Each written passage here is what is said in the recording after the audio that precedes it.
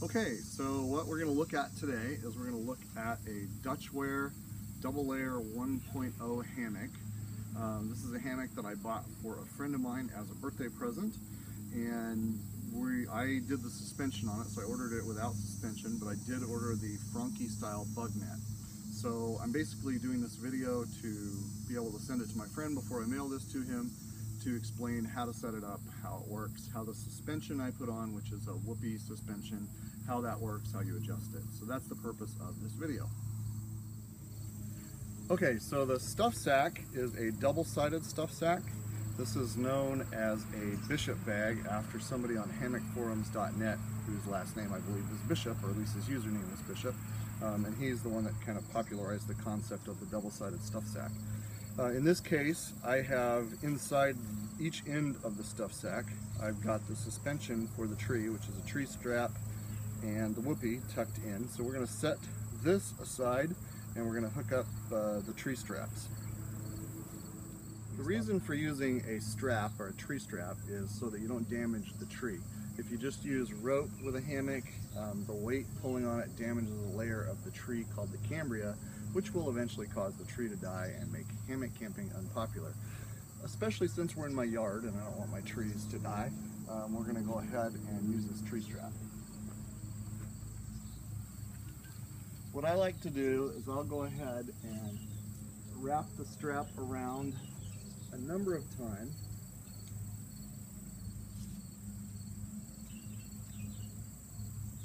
And then come over here closer.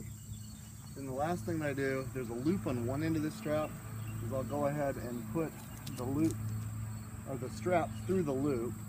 I like to adjust it so that it's pulling towards the center off the tree. So I didn't get that quite right. So we'll try this again. And because of the way we're going to attach the hammock to this strap, we want to leave ourselves a little bit extra strap coming out when it's all said and done. Which that's not be enough, so we'll do it like this.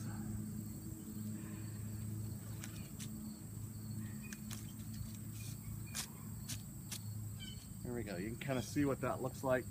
I've run the end of the strap through the loop on the other end. Now what you do here, come over here closely, something that's really, really important that doesn't get discussed a lot is what angle to hang your hammock at. I was communicating on an online forum with somebody recently who was talking about the fact that they had went to a hammock class at REI and the person teaching the class didn't even mention angle. But there are calculators online that you can look at. If you set the distances appropriately, it'll give you your angle. And if you've got that 30-degree angle, you're going to have the proper load on these trees. The farther you are from 30 degrees, the worse the load on this tree is going to be. So if you're at 5 degrees, your weight is getting multiplied multiple times and can damage the tree. Also can have you end up on your bottom on the ground. So 30 degrees, remember 30 degrees. I'll show you a really easy way to check that here in a minute.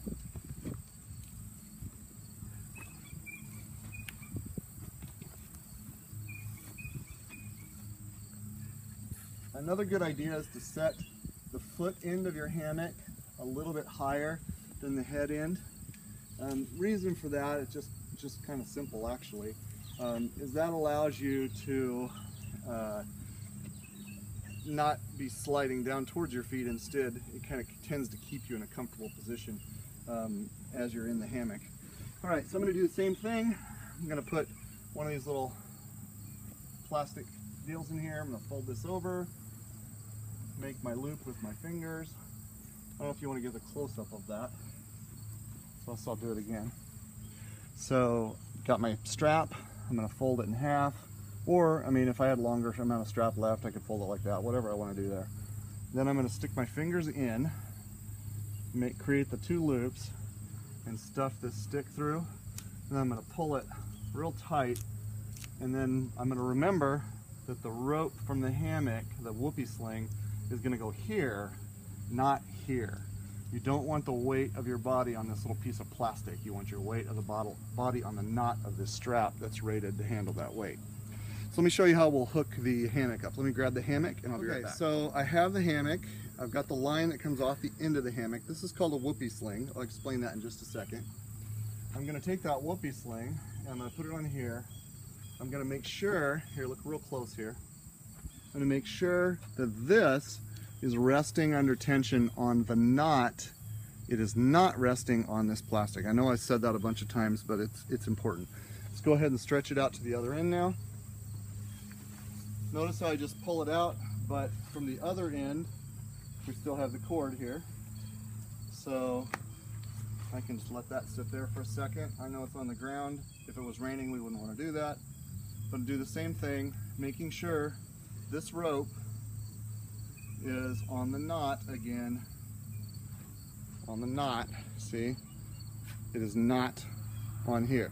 The very first time I got in my hammock, I had it inadvertently like this, to where it was resting on a piece of wood dowel, and not 30 seconds after laying down in the hammock, my booty and my new hammock were on the ground. So there we go, like this. Now let me show you how to adjust this, because obviously, if you look at the way this hammock is sitting, that is not how we want to lay in a hammock. So, right here, take a look at this real closely. There's a bead. This bead can kind of be anywhere. It's just to keep this rope from pulling in on itself. But you'll notice this section where the rope is a little thicker, and that's because one end of the rope is going inside the other end of the rope. That's called your constrictor. I make my constrictors about 12 inches finished size long. That's significantly more than the company that makes this rope says it needs to be for the weights that we put on the hammock and the lengths of these straps, but nonetheless, I like that extra safety margin. All you need to do to adjust this is you simply take this little loose end here and you pull it. Notice it pulled off my strap because it's not under load. So I'm going to shorten this up significantly. Once you've done that, it's kind of like Chinese handcuffs. This has been loosened back up, so I do what's called milking it. I'll just take that and make sure it's constricting that rope well. And then I'll do this, put it back on my knot.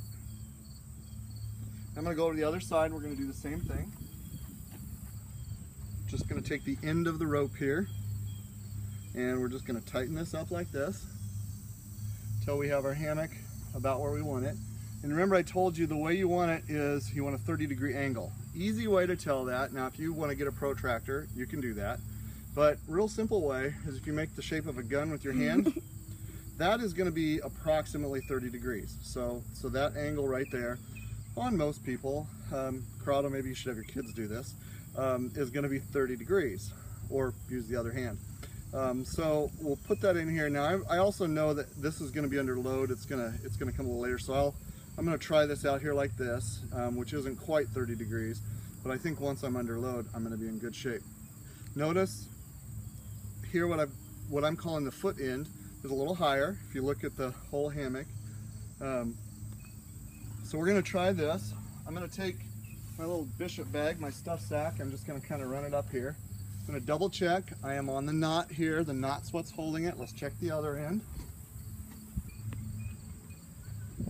Same thing up here. Notice real close. I'm on the knot. Now let me tell you a little bit about the hammock and the bug net. So what I've got, this is a Franke style bug net. This bug net's completely removable. It's just an extra piece. It has a hole in the bottom. This is where you get in the hammock. This has shock cord in it and has a little shock cord tensioner, which is right there.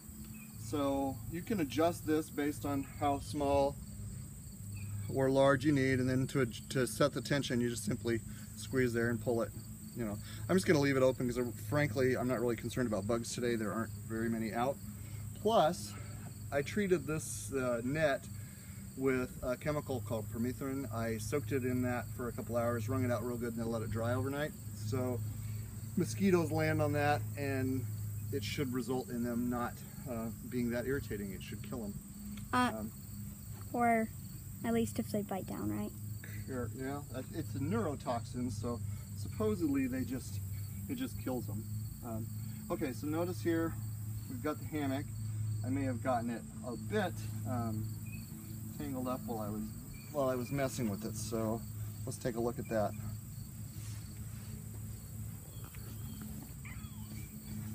Yeah, I have it a bit twisted, so we'll have to adjust that real quick. This is the first time we've done this since I put the suspension and everything on it. So I think because of the way I have this kind of all twisted up, I'm actually going to have to undo this. Give me just a second. Why don't you shut that off for a minute? Okay, so if you want to take this bug net on and off the way that you do that, notice there's a little piece of elastic here. You just simply do the same thing with the little tie. And then there's what's called a mitten hook on here. Mitten hook because you hang your mitten on your ridgeline with it. Is you just clip that on the whoopee, and then that'll ensure that the bug net stays where it needs to be. Now I'll go ahead and get in the hammock. Hopefully I won't break my neck or anything like that. Somewhat tongue-in-cheek. Go ahead and I'll put the bug net over my head. Got the hammock here, I'll kind of spread it out. And down I go. Fairly good amount of stretch the first time you get in it. Till those ropes kind of all tighten up and whatnot. Make sure, no, I'll have you peek if you don't mind at those two blocks and just make sure the rope is where it is before I get too carried away here. My rope on the knot like it's supposed to be. All right, so then just lay back in the hammock.